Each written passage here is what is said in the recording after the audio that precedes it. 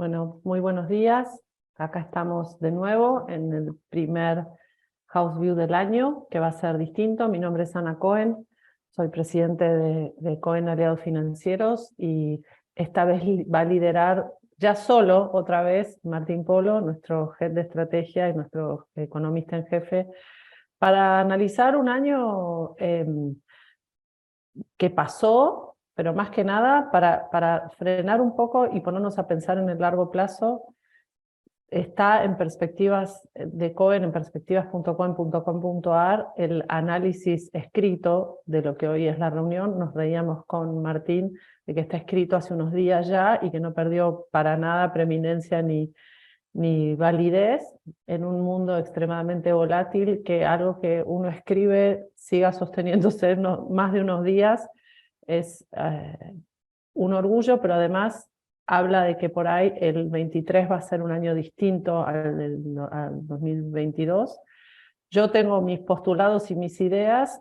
En el estilo de este House View global va a ser relativamente distinto a los anteriores, un poco porque Martín piensa, y yo creo también, que enero es oportuno para hacer para plantear una mirada más de largo plazo, y porque hay tendencias macros de largo que hay que atender, y también porque enero nos da algo de respiro también en los mercados locales, como para poder pensar un poco más de largo y aprovechar las instancias de descanso relativo para muchos de nosotros para mirar un poquito más establemente lo que está pasando en el mundo y no estar tan de corto. Sin embargo, es un día relativamente raro para hacer eso, porque hoy sale a las 10:30, ¿no, Martín? Sale el dato de inflación en Estados Unidos, y el postulado inicial de Martín, que yo voy a pinchar un poco a los efectos de que lo sostenga y se sostenga a sus propios pies, es que en definitiva el 23 va a estar absolutamente marcado, como lo fue el 22, por un tiempo de halcones, digamos, en la Fed, o por lo menos la segunda mitad del 2022 lo fue, y que eso es la locomotora de las economías globales en general, mucho más allá de las implicancias que tiene la guerra en Rusia o la situación en China, y mucho más también a nivel local, las rispideces electorales que estuvimos viviendo, la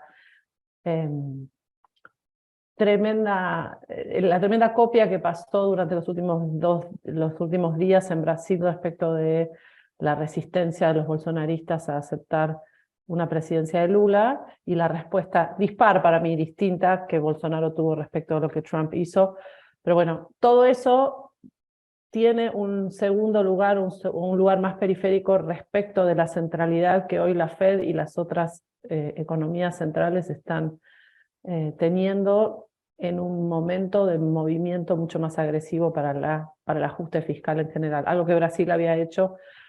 Martín, ¿querés dispararlo? Es larga hoy, vi que tu presentación tiene muchas diapositivas, pero me parece que es un momento en el que tenemos que frenar el carro y alinear un poco las ideas para el año que viene. Así que muchas gracias a todos.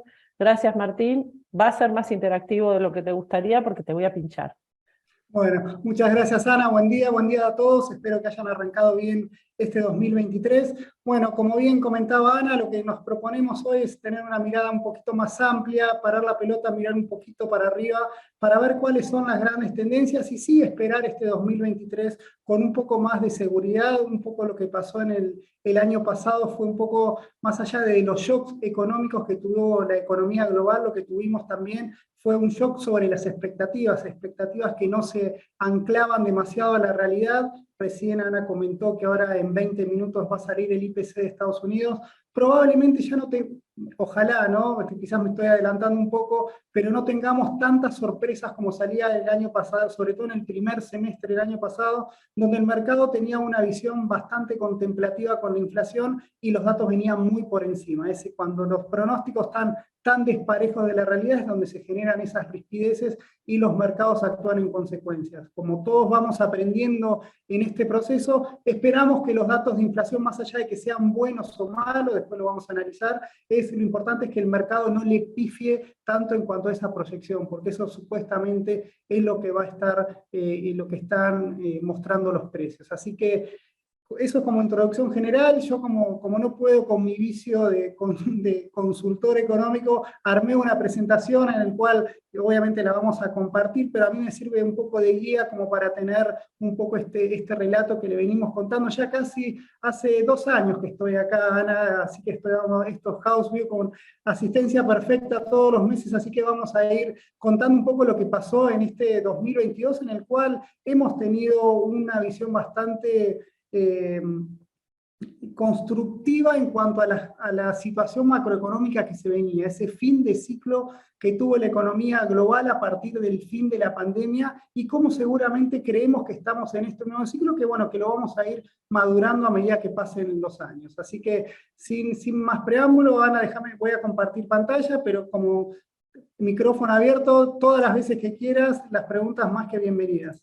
Así que no sé si ahí se ve bien. Ahí un poco la idea, el tiempo de halcones es, bueno, Ana, un poco comentaste vos el por qué, el tiempo de halcones es Sí, porque... acá te interrumpo, Martín, porque cuando publicamos la invitación a esto, la pregunta era, ¿qué estamos hablando? ¿De la interna del PRO con los halcones? No, tuvimos que salir a aclarar que tenía que ver más con las instancias de la FED, así que mi primera interrupción es de color.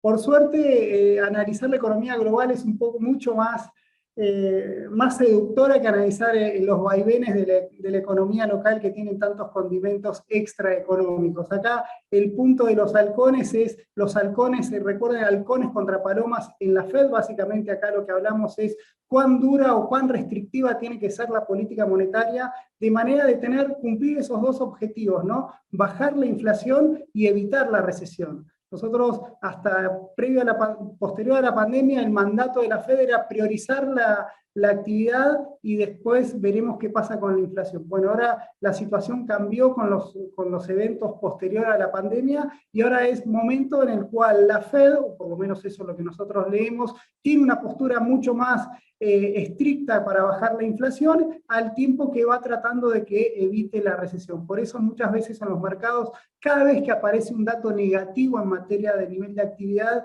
el mercado paradójicamente lo festeja, porque cree que esto va a disciplinar a la Fed y a Powell en su discurso, no me subas tanto la tasa, ya con esto alcanza, ¿no? Esto es un poco lo que se está viendo en estos últimos meses. Entonces, un poco para empezar, ¿por qué el view de este tiempo de halcones? Un poco quiero repasar qué nos pasó en el 2022, un año que fue, nosotros le pusimos en nuestros informes, tristemente inolvidable, ¿no? Porque la verdad que en términos para el mercado fue uno de los peores años podríamos decir, de la historia, o por lo menos sí del último siglo, en el cual hubo muy pocos activos en el que lograron compensarnos ese riesgo. Más allá de aumentar la posición en cash, todos los activos tuvieron un muy mal año, y solamente son contadas las excepciones los que nos permitieron aplacar esa caída que tuvieron todos los precios de los activos. Tenemos contados, fueron los ETF, o si quieren los asset class, que lograron un poco salvar las papas en 2022.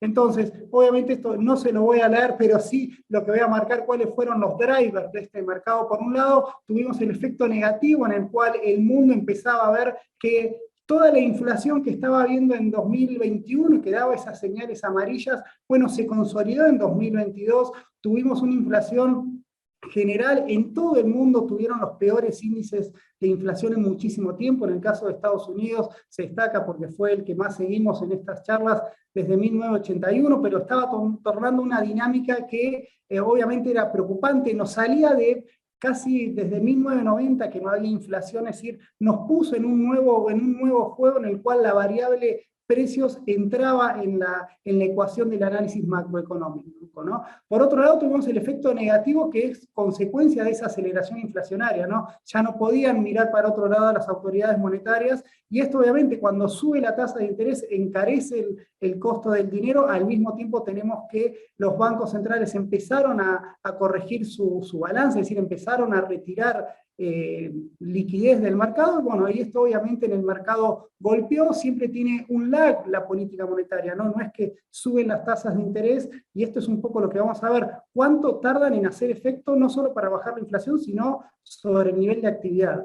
Después, por otro lado, tuvimos un evento que se fue diluyendo. Lamentablemente acá no vamos a hablar de cuestiones humanitarias, porque estamos hablando de mercados, pero permítanme el abuso del lenguaje, ¿no? En el cual la guerra como que se desinfló para los mercados. Habíamos tenido un primer semestre en los cuales toda esa dinámica inflacionaria le pusimos este condimento de la guerra, en el cual se habían disparado los precios de los commodities. Eso obviamente generaba esa incertidumbre en cuanto al crecimiento global, y obviamente el mercado fue actuando en consecuencia. ¿Te acordás, Martín, en ese momento también el susto de cómo iba a pasar el invierno en Europa? Que por suerte además ese invierno fue bastante moderado en las temperaturas, etcétera, pero esto potencialmente era una debacle para toda Europa.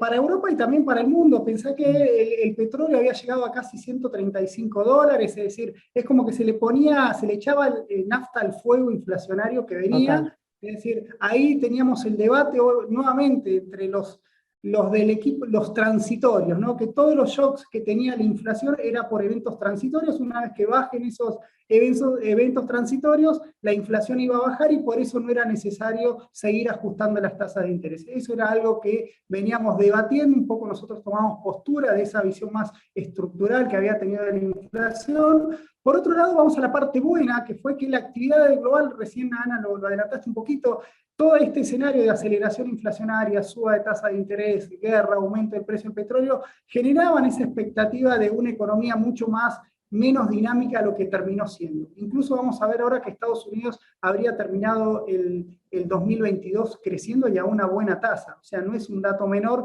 esa resistencia que mostró el nivel de actividad a esas dosis de ajuste monetario.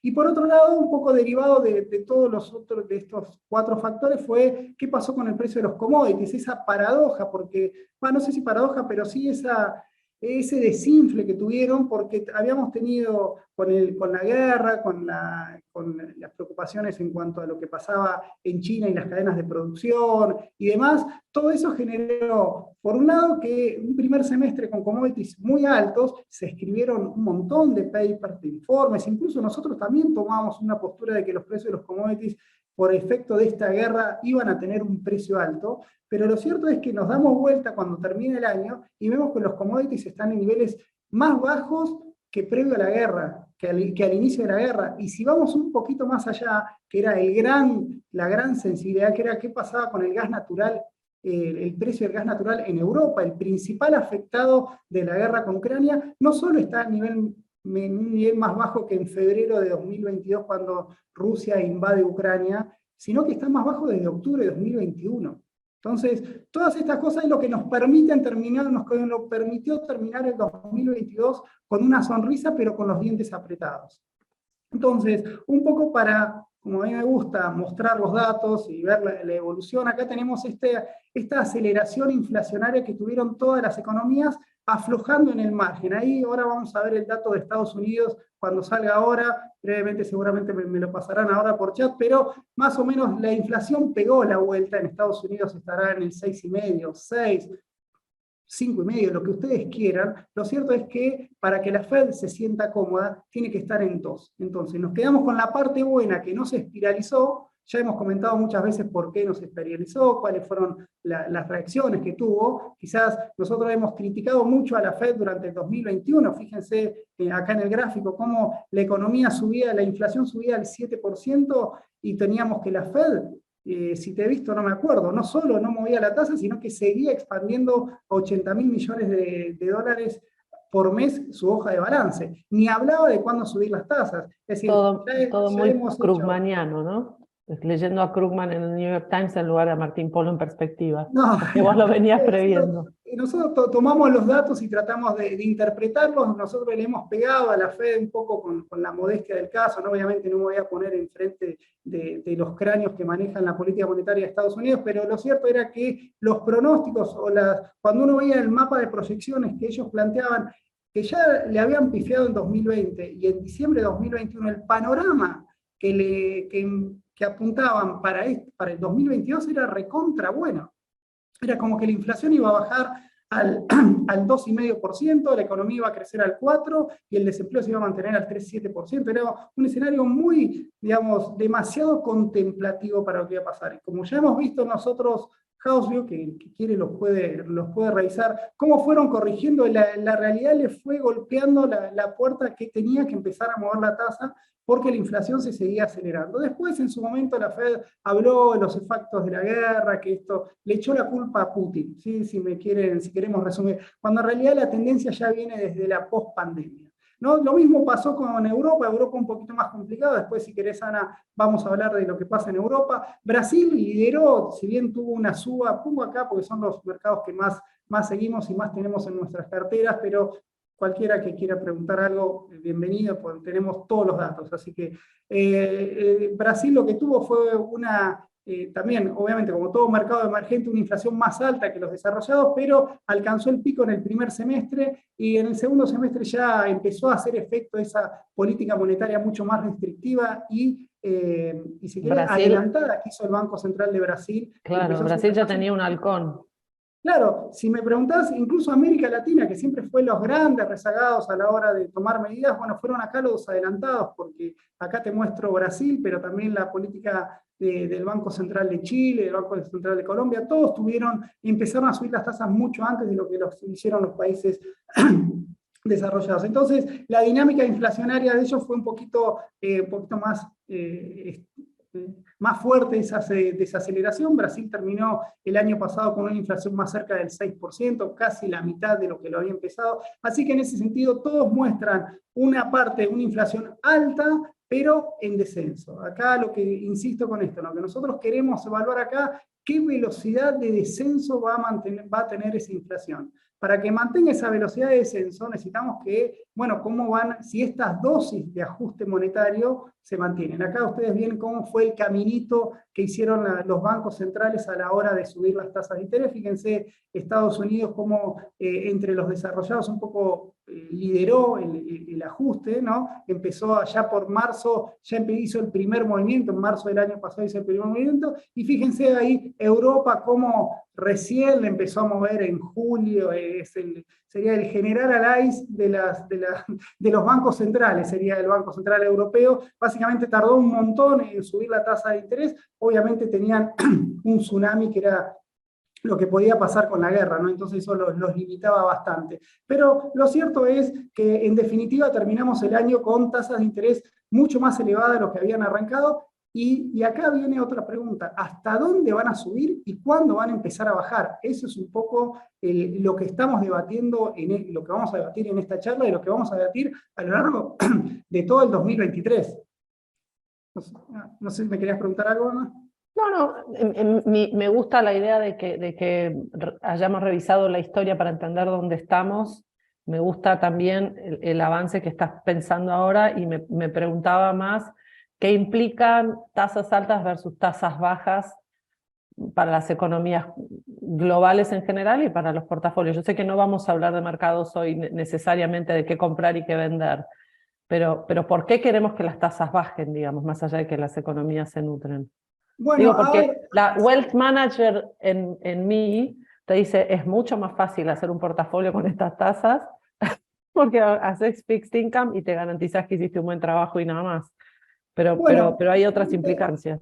No estaría, a ver, te voy a hacer una aclaración, vamos a hablar de mercado, hoy sí, vamos a hablar y mucho de mercado, acá estamos tratando de interpretar qué está leyendo del mercado. A tu afirmación de tengo renta fija y me quedo tranquilo, bueno, el año pasado no fue el caso, subieron las tasas, se fueron los rendimientos. Sí, ya vi que lo vas a mostrar en un ratito. Y ahora vamos a ver, no hubo índice de renta fija global, incluso los ajustables por inflación que tuvieron caídas del 15%. Sí, o sea, nosotros... Igual me estoy adelantando ahí porque sé que viene después eso. Bueno, pero nosotros dijimos, en octubre hablamos un house que lo titulamos Con inflación no hay paraíso. Entonces, acá el problema es la inflación. Entonces, acá un poco lo que queremos mostrar nosotros es este lag que tiene la política monetaria. No es hay dos cosas que tenemos que saber. La política monetaria tiene un lag a la hora de impactar sobre el nivel de actividad. Obviamente, uno cuando hace el promedio histórico, uno puede decir, a partir de 6 meses empieza empieza a actuar, pero bueno, es un promedio, digamos, hay veces puede ser 10, todos los eventos, cada evento es distinto, tiene su particularidad, pero uno puede prever que si sube la tasa de interés, la actividad lo va a sufrir, tarde o temprano. Acá queremos un poco lo que quiere la dosis que quieren tener los bancos centrales, es no irse de mambo con esa suba de tasa de interés, de manera que no sea la recesión lo que baje la inflación. Porque eso es un poco el desafío que tienen los bancos centrales, que quieren mantener credibilidad. Después un banco central puede hacer lo que quiere, después lo pagará en credibilidad, digamos, si mueve la tasa y las variables no reaccionan. No sé si queremos hablar de Argentina, pero un poco acá lo que trata de buscar los bancos centrales con esta medida es el mayor activo que tienen. El mayor activo que tiene la Fed no es tanto la cantidad de dólares que tiene emitido o cómo está compuesto su balance, sino la credibilidad que tiene, porque si la Fed habla y nadie le cree, está en un problema. Entonces, eso es un poco, acá lo que les comentaba con el precio de los commodities, fíjense esa joroba que hizo, y en definitiva como que los precios de los commodities siguieron la regla de la economía, el dólar se aprecia, los commodities caen. Los ruidos de la oferta por la guerra son transitorios, lo estructural es que con un dólar que se va fortaleciendo a nivel global, los commodities tienen más olorcito a caer que a subir. Y eso es un poco lo que está pasando. Ahora en los últimos meses tenemos un dólar que aflojó su tendencia y los commodities por eso habían repuntado un poquito. Pero si como si me permiten esta visión un poquito más de largo plazo, es con un dólar fortaleciéndose, porque la Fed se adelantó mucho más al Banco Central Europeo y a los demás bancos centrales, y con una inflación en Estados Unidos que probablemente baje más rápido que en el resto del mundo, puede generar estas tasas de interés reales positivas en Estados Unidos que le generen mayor preferencia por el dólar, lo aprecia, y eso es una mala noticia para los commodities, más allá que en el corto plazo obviamente inciden los factores de oferta, incide la sequía, inciden si los chinos en un mes se guardan en la casa y al otro mes salen a demandar todo junto, incide la guerra si Rusia cierra la canilla del gas natural, bueno, un montón de factores que nosotros creemos que son transitorios, algo que el cambio climático genere sequías persistente o inundaciones persistentes y la producción agrícola global tiende a caer, pero bueno, cuando más allá de que hablamos de cambio climático, cuando uno mira la tendencia de largo plazo, gracias al avance tecnológico y demás, la producción de los commodities sigue subiendo. Entonces, la oferta siempre va a estar, digamos, después podemos tener ese timing, ¿no? Y después acá un poco ya viendo los mercados, Ana, fíjate cómo el dólar tuvo, bueno, por un lado el petróleo, acá lo hacemos en 2022, subió un 7%, acá cambia si tomamos los promedios, pero más allá de la película que te estoy mostrando es cómo los commodities el año pasado, más allá del maíz y la soja, que tuvieron unas cuestiones más puntuales por efectos de sequía y demás, los commodities operaron a la baja y el dólar se apreció contra todas las monedas. Obviamente tuvimos momentos del año mucho más tensos de lo que terminó siendo, sobre todo hacia septiembre, pero en términos generales, como te digo, el dólar mantuvo una tendencia a la apreciación. ¿Alguna pregunta con eso, Ana? Bueno, entonces, vamos ahora cómo reaccionó la actividad, algo que los mercados continuamente estuvimos viendo durante el 2022, si había recesión, no había recesión, y lo que tuvimos acá durante el 2022, cuando analizamos los datos de actividad trimestrales, eran este lío que había en las tendencias de cada uno de los países. Algunos crecían, otros entraban en recesión, otros se recuperaban. Sin dudas, acá voy a ir un poquito más rápido, Ana, para no aburrirlos, pero era un poco lo que pasó en el segundo trimestre en China, en el cual habíamos tenido el fuerte impacto de las restricciones por el aumento de casos de COVID y demás, cayó casi un 3% la actividad, y si hacemos memoria, se combinaba con una caída también en Estados Unidos, que estaba en esa pequeña recesión que había tenido. Entonces, obviamente, el segundo semestre habíamos entrado en un escenario muy negativo, digamos, porque teníamos inflación alta, las economías caían, Europa que se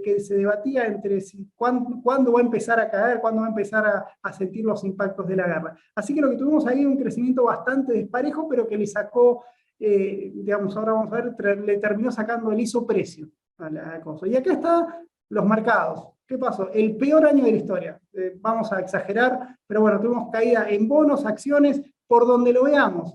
Por donde lo veamos. Fíjense acá, Europa, Estados Unidos, Asia. Tenemos ahí América Latina, nuestra recomendación de principio del año pasado, que anduvo bien, pero no tan bien como hubiésemos esperado, porque obviamente la caída de los precios de los commodities que tuvieron ese desinfle obviamente impactó en nuestra cartera de América Latina. Fíjense, habían empezado el año subiendo al 32%.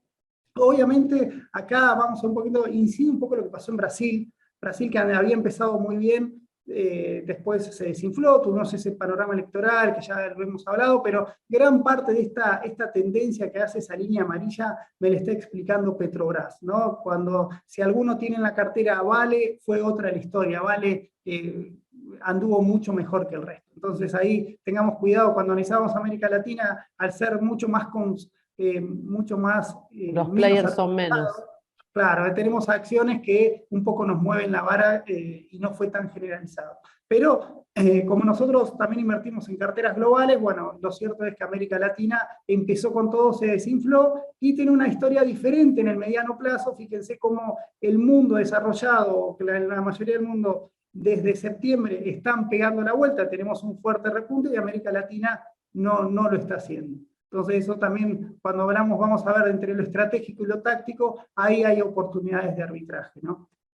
Acá no los quiero aburrir mucho para que vean, esta caída fue en todos los mercados, no hay ninguno que le hizo precio, salvo América Latina, como les comenté, todos los países, y acá ya llegamos al 2023 de qué es lo que esperamos y vamos a empezar a entrar un poquito más de lleno, ¿no? Por un lado vamos a tener un nivel de actividad que va a aflojar, es evidente, es Vox Populi que la economía global este año va a crecer menos que el año pasado, y si vamos a lo anecdótico, va a ser uno de los peores años en materia de crecimiento de las últimas 3 décadas. No va a ser recesivo, pero vamos a tener un crecimiento muy bajo. Después vamos a tener el efecto positivo de la inflación va a bajar, todos sabemos o todos proyectamos que va a bajar, no va a alcanzar el nivel del 2% que quiere la Fed, y por eso nosotros creemos que es tiempo de halcones, por eso creemos que la Fed no va a hacer el famoso pivot que un poco el mercado se estaba ilusionando hace un mes atrás. Vamos a ver si los datos de inflación que están por salir y la lectura que hace la Fed en cuanto a esos datos le permite un poco sacar los pies del plato de esa postura más agresiva. Por el momento yo no esperaría que la Fed este año baje las tasas de interés, pero quizás la historia puede ser diferente como es el camino, ¿no? La Fed dijo que va a subir hasta 5,25. Una cosa es que la suba 50 puntos básicos ahora en febrero y después la planche, o que la vaya subiendo gradualmente hasta diciembre. Obviamente el camino de suba va a ser un poco, nos va a mover en esa tendencia que tenga el mercado a lo largo del año, ¿no? Después, obviamente vamos a tener un menor ajuste monetario, es decir, las tasas del año pasado subieron 4,25, este año subirán 0,50 cuanto mucho, es decir, tenemos un décimo de lo que subieron el año pasado las tasas, o sea, eso evidentemente, esa derivada, esa tendencia va a ser mucho más relajada en materia de restricción monetaria, ¿no? Por otro lado, vamos a tener unos commodities que nosotros los vemos negativos en el largo plazo, digamos, porque con una economía desacelerando, con tasas de interés altas, no vemos que más allá de que China me abra la economía, me la cierre, que le ponga un piso alto a los precios, no vemos, a ver, el petróleo a 130 de nuevo.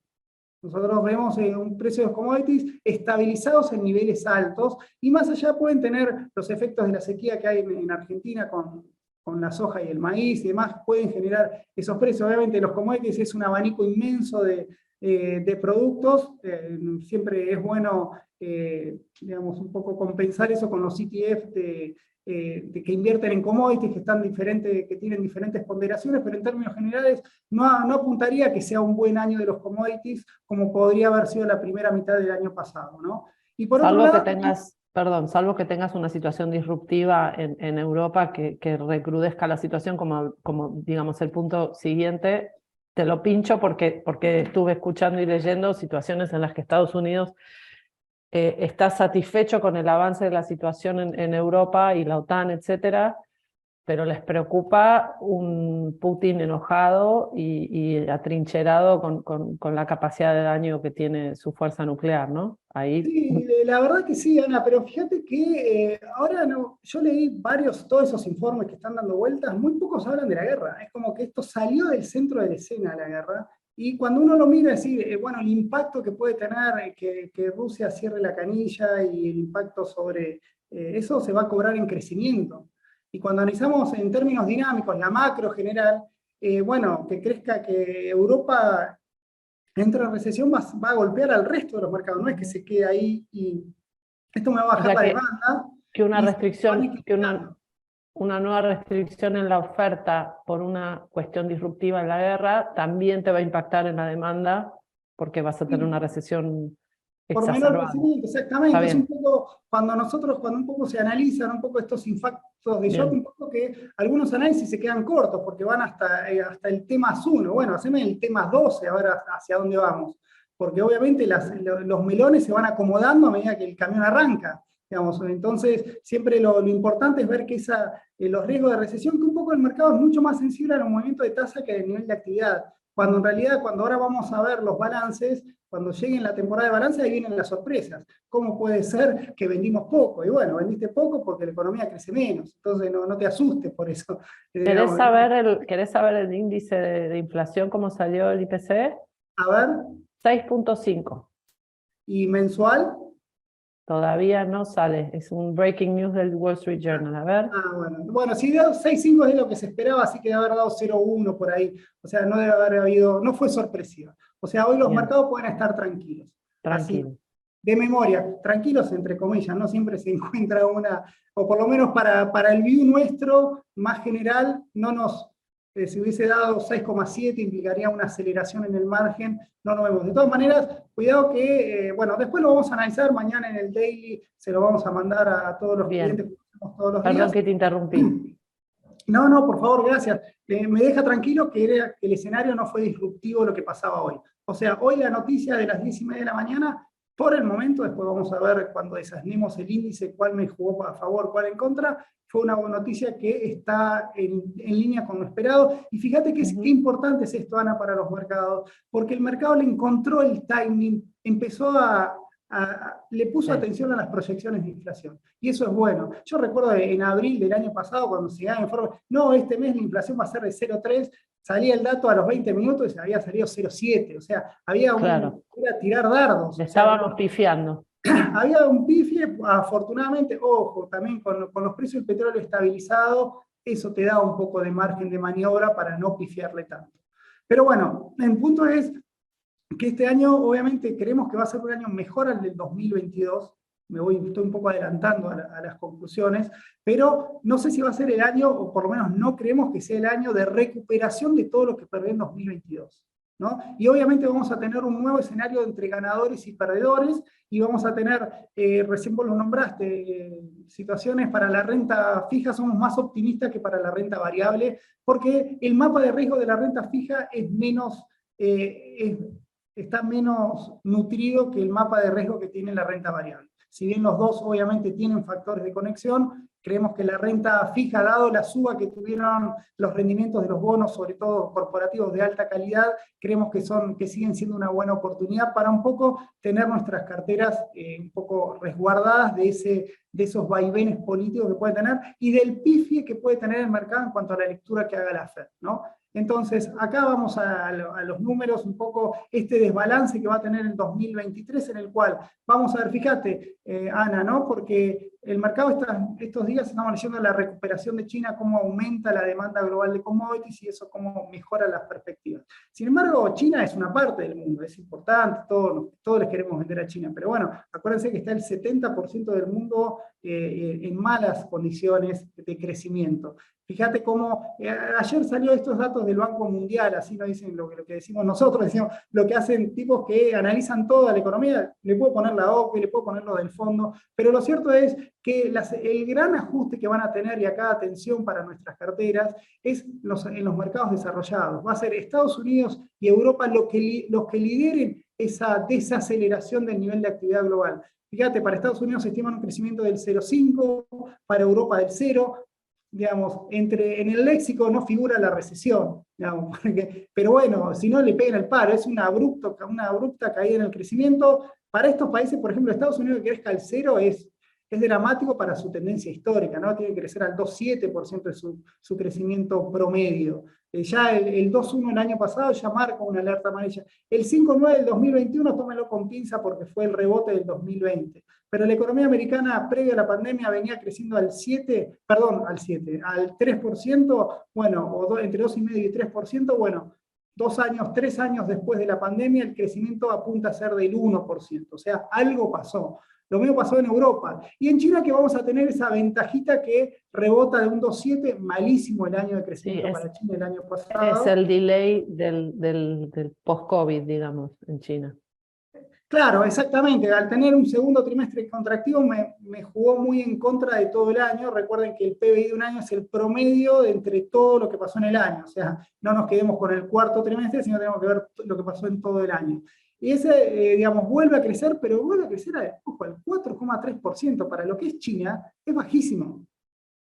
China ya nos olvidamos que China hace un tiempo crecía al 9% durante 30 años. Después, obviamente, es natural que empiece a aflojar una tendencia de crecimiento. El gobierno chino quiere que crezca al 5,5-6. O sea, este 4,3, aún siendo bueno, es muy poco marrete.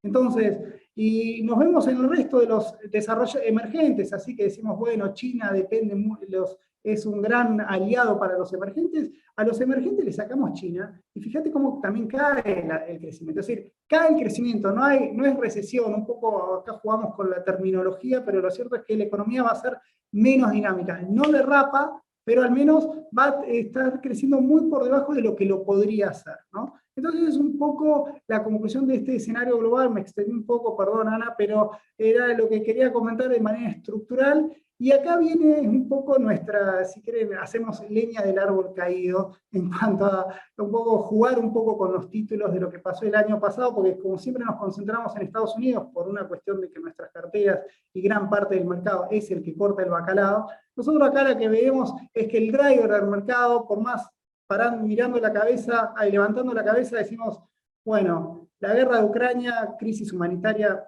lo compramos, todo bien, me preocupa mucho, una cuestión social, todo lo que quieras. COVID en China, esas locuras que cierran 20 millones de tipos en un edificio, después lo abren, y no sabemos qué puede pasar con China. Obviamente es un grado de incertidumbre, ahora lo están abriendo, pero nada nos quita que el mes que viene los vuelvan a encerrar, qué sé yo, no sé, no lo sabe, por lo menos me autopercibo como no saber qué pueden hacer las autoridades chinas con el COVID. Uno cree que el escarmiento va a ser, bueno, tenés que hacer que la gente salga y se contagie y aplaque no sé, que mejore o que se vacunen, que tengan otras vacunas, no lo sé. Pero el punto acá es que para mí fue la Fed. Lamentablemente acá lo que tenemos que mirar, todo lo otro son ruidos, pero la película de fondo, el director de orquesta es la Fed. ¿Y por qué lo voy a decir? Bueno, vamos a ver un poquito lo que pasó el año pasado, más allá de lo discursivo. La Fed el año pasado hizo el ajuste monetario más rápido, es decir, le perdonamos el 2021, digamos, ya los criticamos mucho, pero en el 2022 hizo el ajuste más rápido de los últimos ajustes. Nunca subió tan rápido y en tan poco tiempo las tasas de interés. Ahí en ese grafiquito, fíjense, es donde se puede ver que en apenas 10 meses subió la tasa 4,25%. Tenemos que, Tampoco hay precedentes para esto. Cada vez no hay comparación. Digamos, si bien la inflación lo ameritaba porque era la más alta desde el 81, cuando lo vemos, fíjate, para la sorpresa para el mercado, ¿no? Y al mismo tiempo, por el otro lado, a la derecha tenés que también te empezó a recoger el barrilete de la expansión monetaria, ¿no? O sea, hizo la doble vía, subió las tasas de interés y le sacó liquidez al mercado.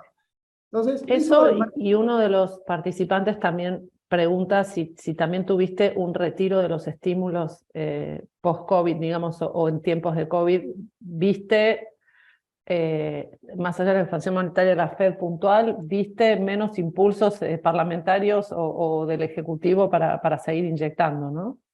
Bueno, a ver, Estados Unidos y todo el mundo, por eso la inflación este año está bajando, empezó un ajuste fiscal. Digamos, eso fue, digamos, todo el mundo. Pasa que, claro, la comparación es muy benévola para decir que hay ajuste fiscal, porque veníamos de un resultado fiscal, déficit fiscal tan altos, que bueno, era mucho más fácil mejorarlo, incluso hasta lo mejoró Argentina, mire lo que le digo. Pero cuando vemos Estados Unidos, bueno, el déficit fiscal de Estados Unidos está al nivel que dejó Trump, o sea que ahí se hicieron los deberes. Obviamente está el gustito político a mayor expansión del gasto, pero es válido el punto, Ana, que la política fiscal está siendo menos contractiva, lo hemos mostrado en otros comités. Por eso no somos tan pesimistas con la inflación en Estados Unidos. Lo que estamos acá graduando es cuándo va a llegar al 2%. Ese es el punto. ¿Cuánto va a tardar la inflación de Estados Unidos en volver al objetivo del 2%? ¿Cuánto va a corcovear la Fed hasta que lo vean 2? Bueno, exactamente. Y ojo, después en otro housing podemos ver por qué ese 2% y no 3%. Bueno, la Fed tiene ese mandato que tiene que ser el 2%. Después vamos a ver por qué no es el 3,5%. Por ejemplo, para el Banco Central de Brasil es 4,5%. Bueno, la Fed es el 2% y Powell quiere salvar su prestigio diciendo que cumplió su mandato. Después, si obviamente mañana tenemos a mediados de año una reunión en Jackson Hole y la Fed, los cráneos dicen, bueno, con una tasa del 3,5% de inflación estamos bien, bueno, el mercado festejará porque eso le va a permitir bajar las tasas de interés. Pero por el momento, nosotros que yo sabés que soy un fiel lector de lo que hace la Fed de Atlanta, ellos todos los días me publican la Taylor Rule, que tiene que estar la tasa arriba del 6,5%. O sea, uno de los que votan ahí van con ese espíritu a esas reuniones.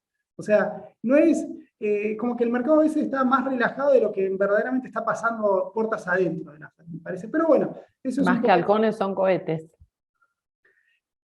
Sí, por momentos un poco después se hacen palomas, pero sí. No sé si este gráfico lo está bien, pero ok, está bien.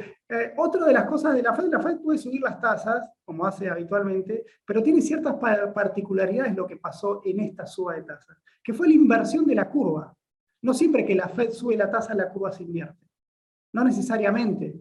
Entonces acá lo que tuvimos es que la Fed al subir tan rápido las tasas, también generó esa perspectiva de caída en el crecimiento. Muchas veces hemos hablado de este indicador como un indicador adelantado de la diferencia entre las tasas largas y las cortas como sinónimo de que se va a venir una recesión. Ya lo hemos criticado un poco al indicador en cuanto a, bueno, indica una recesión, es cierto, pero puede ser en 20 meses, o en 18 meses, o en 12 meses. Entonces ahí ajustar esa perspectiva puede depender ahora a la hora del view del mercado. Pero lo cierto es que cuando la curva está invertida, es una mala señal para la economía. O sea, este proceso inflacionario, es decir, el mercado no le es tan fácil a la Fed acomodar esas expectativas, ¿no? Porque las tasas de largo están por debajo de las de corto. ¿Qué quiere decir? Que el mercado ve todavía inflación alta en el corto plazo y crecimiento bajo en el largo plazo. Es una mala combinación. Y cuando lo vemos un poquito más en historia, este era un discurso más histórico, esta pasión que tenemos los economistas de analizar un poco los procesos largos. Bueno, esta reversión de la curva de tasas, de la curva de rendimiento del tesoro, nunca fue tan fuerte. Hoy la diferencia entre la tasa de 10 años y la de 2 años está casi 0,7 puntos porcentuales. Nunca estuvo tan alta. Nunca fue tan alta. Preguntarte que digamos, con esta curva invertida, el escenario de Doctor Doom en otro momento sería implacable, digamos. Y sin embargo, tenés una economía que si bien no va a crecer, tiene pleno empleo. Entonces, a eso, bueno, me estás perdón, me adelanté. Soy muy impaciente. No, pero está perfecto, es eso, a eso vamos. Pero quizás ahí damos una pincelada de mercados, ¿no? En el sentido, esta diferencia de 0,7 puntos en las tasas. ¿Qué quiere decir? ¿Que la tasa de 2 años está alta o que la de 10 años está baja? Correcto. Entonces, lo que nosotros vemos es, cuando analizamos, bueno, no os quiero marear con todos los gráficos, cuando ven esta línea gris con todos los que es la tasa de referencia de la Fed, las líneas que la siguen por excelencia es los bonos del tesoro a 3 meses. Después empiezan a ciertos desfasajes con la de 2 años o con las de 10 años que vienen más arriba. Naturalmente tienen que ser más altas. Entonces, la pregunta es, ¿las tasas de 10 años están artificialmente bajas? ¿No? Atento con eso, porque gran parte del driver que tuvo el mercado, como vamos a ver, es que la tasa pasaron de 4,20 a 3,50, no sé cuánto estará ahora, 3,40, no sé, veremos cómo cierra hoy. Pero entonces ahí hay un tema para seguir. Porque no pasa siempre que la tasa de 10 años esté por debajo de la tasa de referencia de la Fed, ¿no? Entonces esos son los factores de riesgo que nosotros seguimos. Obviamente nos podemos, digamos, son procesos, pueden no darse en tiempo determinado, pero a mí eso me llama la atención y creemos, por eso lo estamos recomendando, tener cuidado y seguir con un espíritu defensivo a la hora de mirar el mercado y alocar nuestros activos en una cartera, mirando la cartera al mediano plazo, una cuestión más estratégica que táctica. Y acá vemos un poco, recién me preguntabas, Ana, al principio, bueno, todo tiene que ver con todo. Fíjate cómo esta fiesta que tuvo el mercado durante 10 años, en el cual tenían tasas de interés regaladas con si querés, en veranito o un invierno que tuvieron este ajuste monetario que hubo a partir del 2015 y que llegó hasta el 2018, esto que cuando le golpeó, bueno, justo si lo pasamos al mercado local es como es, la Fed es como es más peronista, ¿no? En ese sentido, pero fíjate cómo esta suba de tasas rompió la tendencia del S&P. Es claro, digamos, la Fed, bueno, tuvo una primera caída por el COVID, pero a medida que la Fed empezó a endurecer la tasa de interés, el mercado ajustó, se terminó esa fiesta. Había una exuberancia irracional, no sé, había nuevas economías, nuevas empresas, que las tecnológicas, que demás, pero la estadística es implacable acá. Entonces, esto es lo que el mercado tiene que tener, o por lo menos lo que nosotros creemos que hay que tener en cuenta a la hora de analizar si el S&P va a volver a recuperar esos valores máximos que tenía. Esto es lo que estamos hablando, de esto se trata la charla, ¿no? Acá no voy a decir si el S&P va a estar en 3.500, 4.500 o en 2.000 a fin de este año. Nosotros vemos estas tendencias que hasta que esto no empiece a pegar la vuelta, el mercado va a tener que remar en dulce de leche, ¿no? Entonces, el otro aspecto, bueno, acá un poco van a tu punto de decir, bueno, invierto en bonos y ya está. Bueno, si nos hubieran, no están así, digamos. Si todos cayeron, lo vemos, fíjate acá los bonos. Bueno, acá un poco vamos a los bonos. Perdón. Los bonos todos, no hay ninguno que nos sacó de la malaria. Perdieron todos. Hasta los bonos del tesoro, digamos, los bonos del tesoro cayeron 15%, es decir, bueno, mantengo mi capital ahí a resguardo, está bien, no hubo default, el que lo tuvo, si lo espera, le va a dar esa rentabilidad anual, pero, digamos, no es algo que cuando evaluamos nuestras carteras nos empuje a rentabilidad, ¿no? Vos lo que decís es que hasta que no sepamos cuál es la tendencia de la Fed y cuánto puede seguir acelerando, no es momento de posicionarse necesariamente todo en fixed income y sentarse hasta que aclare, porque podés seguir sufriendo algunas erosiones. Claro, digamos, exacto, digamos, el camino que haga la Fed nos va a generar volatilidad en el mercado. Es decir, eso no quiere decir que no toquemos, que nos quedemos de brazos cruzados y tener todo en cash. Nosotros creemos que hay oportunidades en esta película más complicada. ¿Por qué creemos que es oportunidad? Porque lo peor ya pasó. Acá estamos viendo las esquirlas de ese ajuste monetario hasta dónde va a llegar. Pero si nos paramos más en estratégicos, en el sentido de que este ajuste monetario no genera una crisis global, porque ese es el temor, que se pasen de mambo, la economía se derrumbe, si se derrumba la actividad, obviamente los bonos van a sufrir, las empresas van a entrar en default, y bueno, y todo lo que ya sabemos, una argentinización del mundo. Bueno, esperemos que eso no pase. De cortísimo plazo, porque yo no me queda otra que mirar la trinchera igual, el Wall Street Journal está diciendo que los pedidos de desempleo salieron bajos hoy. De corto plazo, no necesariamente estaría haciendo efecto las subas de la Fed en la actividad hoy. Ahora voy a ese dato. Ahora voy a ese dato que es clave, digamos, lo que pasa. Es decir, la inflación está, digamos, vamos a ver qué pasa con el empleo. ¿Por qué con el empleo, Ana? Porque asoman los salarios. Cuidado con los salarios. ¿Y por qué nos preocupan los salarios? Porque empujan los precios de los servicios.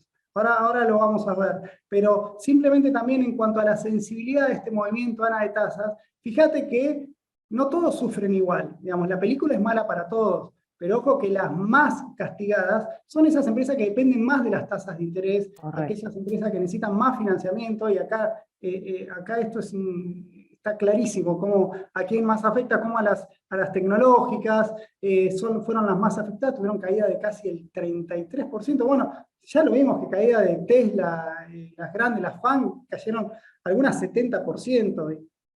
Después de haber alcanzado un récord en 2021, o sea, ahí hubo un pifie en el pronóstico, es decir, hacia dónde, a cuál era la tendencia, siempre un poco a lo que nos preguntan a nosotros, que todo lo que pasa si es tendencia o es un ruido de corto plazo, o es transitorio.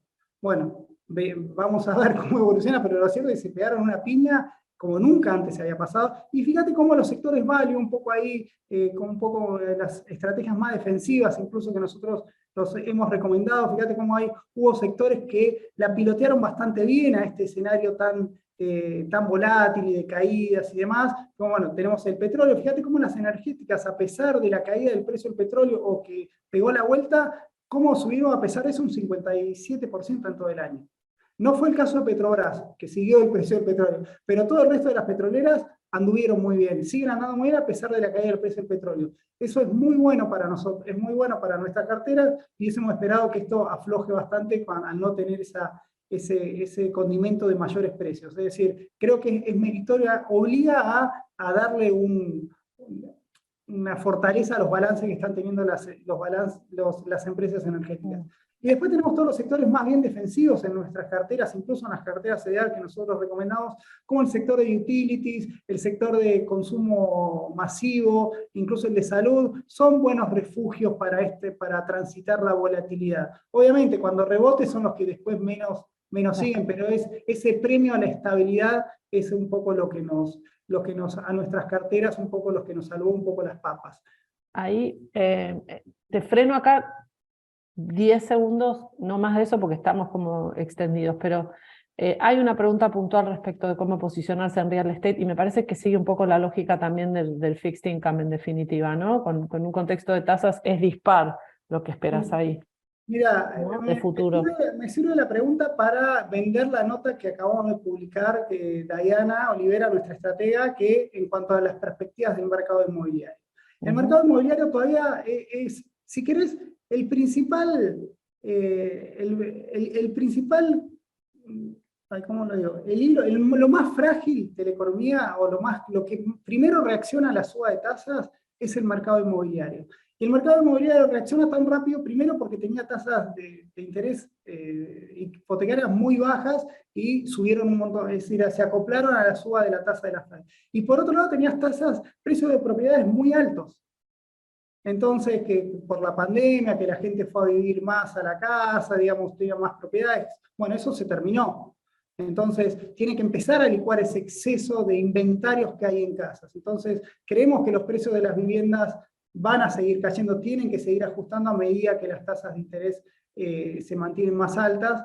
Y obviamente va a ser tiene todas las de perder el sector, porque va a tener menor demanda, porque los precios, digamos, que los precios caigan es una cuestión de que la demanda va a seguir cayendo, y bueno, tiene que, digamos, tiene que licuar todo ese efecto, todo ese boom que tuvo en 2021, es decir, obviamente cuando abrimos real estate hay diferentes historias para lo que son constructoras, para lo que son viviendas, o son los ETF que también invierten en alquilar oficinas. No es toda la Dentro misma. del real estate también tenés sectores residenciales, comerciales, de retail, de no retail, industrial, infraestructura, 5G, un montón de cuestiones para ser selectivos y posicionarte más defensivamente dentro del Exactamente, lo que hacemos, sí, ese es el real estate, el índice que está dentro del índice del S&P.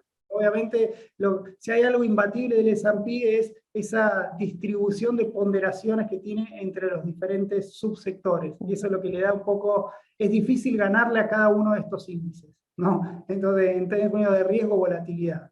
Entonces, ahí ese es un poco el punto. Les invito a que entren, ya está publicada la nota, así que entren a nuestro sitio que la ven.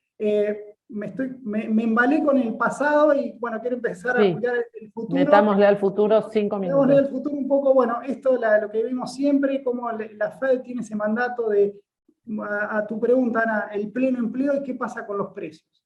Bueno, fíjate acá nuestra preocupación, me detengo acá porque es fundamental para nosotros. Nosotros lo que nos vemos acá es la dinámica que están teniendo los precios de los bienes con los servicios. Fíjate los precios de los servicios. cómo estaba previo a la pandemia, crecían por año 3%. Los precios de los bienes prácticamente no eran una novedad para Estados Unidos, siempre tenían bienes baratos. Un poco ahí está la apertura comercial, ¿no? Las importaciones que llegaban de China, digamos, la inflación en bienes en Estados Unidos no existía. Siempre uno compraba el término, si lo viene por el índice, estamos hablando de bienes core, sin, los que no alimentos que dependen un poco también de los precios de los commodities, sino la core. Bueno, fíjate cómo el año pasado generó ese salto, ahí están los problemas de cadena de producción, acá está el team, la inflación es transitoria, ¿no? Entonces, fíjate cómo lo vemos con el ojo de al lado, ver qué pasó con el consumo personal. El consumo personal, el consumo de bienes, con la escalada de precios de bienes, con la escalada de los precios se derrumbó. Y los precios empezaron a caer. Es decir, actuó la oferta y la demanda. ¿Qué pasa con los servicios? Que es acá nuestro punto. Los servicios no aflojan. El consumo de servicios en Estados Unidos sigue muy alto y por eso los precios de los servicios no bajan. Entonces, lo que tiene la Fed que resolver es lograr que este 7,2, que ahora vamos a ver cuánto debe, pero poner que esté en el 7%, converja al 3%. ¿No? Para eso tiene que lograr hacerlo sin que me caiga la demanda de servicios, porque eso es muy recesivo. Entonces, acá está el core de esta presentación. Y ahora, si querés, lo vemos en empleo.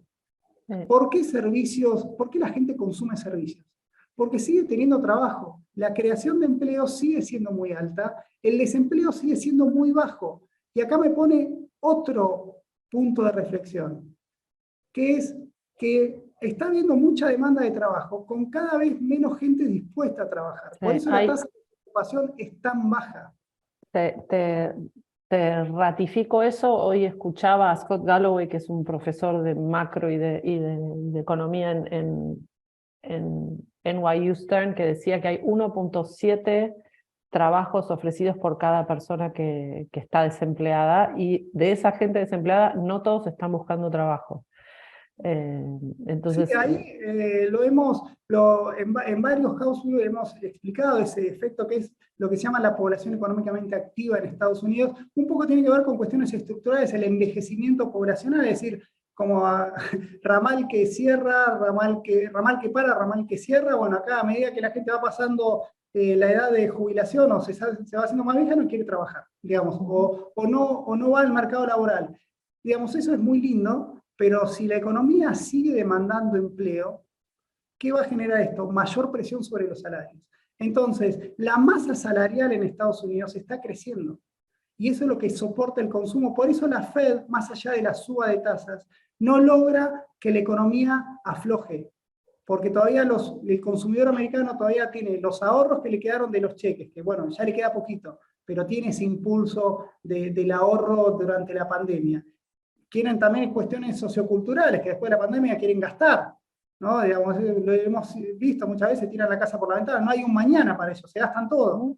Bueno, entonces obviamente eso me genera presión, y acá en el gráfico de la derecha lo puse, es algo nuevo, que es, bueno, menor tasa de desempleo, mayores salarios. Es decir, para que la gente vaya a trabajar le vas a tener que ofrecer más salarios. Entonces eso es lo que esa es la preocupación de la Fed. Porque esto es lo que está mirando Powell. Entonces, el mercado a veces festeja cuando cae el consumo de bienes, que es más palpable, pero el gran tema acá va a ser el tema de los servicios. Ese es un poco el punto que les quería marcar. Acá tenemos un poco las proyecciones, esto que les marqué, un poco que la economía terminó el año pasado creciendo fuerte. Esto es nuestra proyección de Atlanta. Estos dos puntos de esto, si quieren, es inventario, que me va y me viene. Pero cuando lo abrimos, lo que estamos más seguros es que el consumo siguió viniendo fuerte. Entonces, eso le pone un piso más alto al crecimiento. ¿Te recordás cuando yo marcaba, ese era el Naucas, que es un pronóstico, una forma de proyección más estadística, econométrica, contra los fundamentals de todos los economistas que marcaban que la economía se iba a desmoronar? Bueno, el consenso de economistas espera que el crecimiento del cuarto trimestre que vamos a conocer a fin de mes sea de apenas el 0,5%. Claro. La Fed está diciendo por cosas de estadística que va al 4%. Entonces, obviamente esto es pan para hoy, hambre para mañana, porque esto le da más argumento a la Fed en que yo tengo que seguir siguiendo la tasa si la economía está bien, tiene pleno empleo. Va a aplicar dolor, no queda otra. digamos, salvo que venga un derrumbe, el mercado apuesta, o por lo menos mi interpretación, a que vengan malos datos, que eso lo asuste a la Fed y tenga que aflojar ese espíritu halcón, ¿no? Entonces, bueno, con esto cierro, esto si quieres después se lo paso, nos volvemos a ilusionar, básicamente es no solamente por el Mundial, sino también por esta cuestión de este rebote importante que tuvieron los mercados en los últimos 4 meses. Yo sé que me querías hacer preguntas de Europa, así que cierro la presentación No, me parece que de cualquier manera las contemplaste, digamos. Básicamente lo que estás diciendo es el mundo se acostumbró y se aburguesó a una situación bélica que desde el humanitario es espantosa, pero a los efectos del impacto sobre el mercado ya está como digerida dentro de la boa constrictor esa situación, o relativamente digerida, y que salvo grandes avatares en los que se recrudezca por alguna situación más violenta, tenemos que estar mirando a Powell y cómo reacciona. Los futuros hoy puntualmente están absolutamente respaldando lo que vos decís. Los futuros, si bien el dato económico es relativamente bueno en términos de desaceleración, no están repuntando ni son exultantes. Como vos decís, probablemente estaban esperando que el dato fuera más,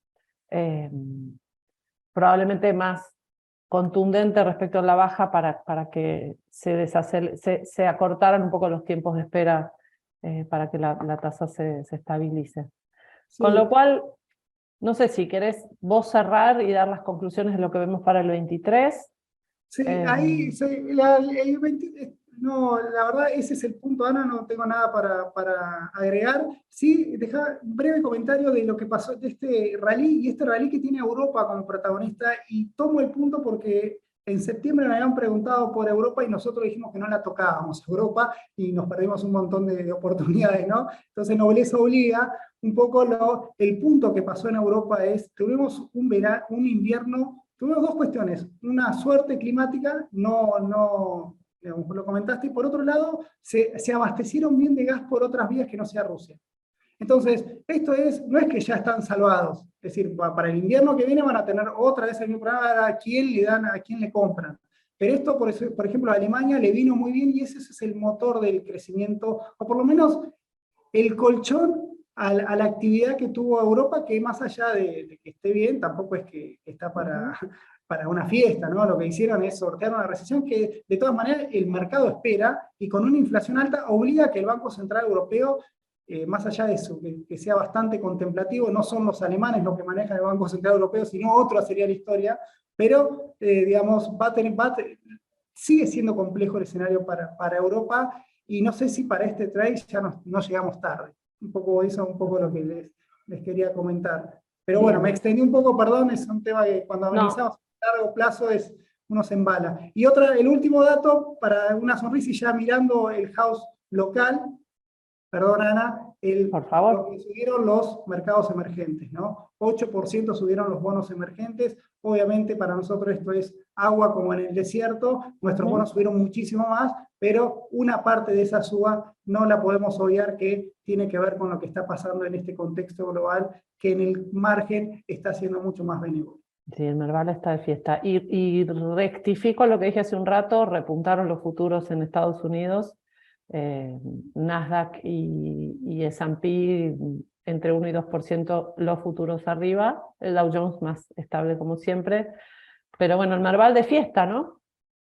El Merval de fiesta, los bonos de fiesta, vamos a ver si alguien apaga la luz, algo que vamos a ver en el próximo House View. Parece que se alinearon los planetas para Argentina, ganamos el Mundial, suben los bonos, suben las acciones, veremos cómo sigue. Veamos quién toma crédito político de esto y empiezan a perfilarse las campañas para el proceso electoral del 23. Pero para otro análisis, para otra nota en perspectivas y para el House View local. Nosotros nos enfocamos en que nuestros clientes tengan la mejor información y que puedan tomar la mejor decisión en base a esta realidad tan cambiante, ¿no? Gracias, Martín, como siempre. Perdón si esta vez interrumpí y con mis intervenciones hice más largo esto.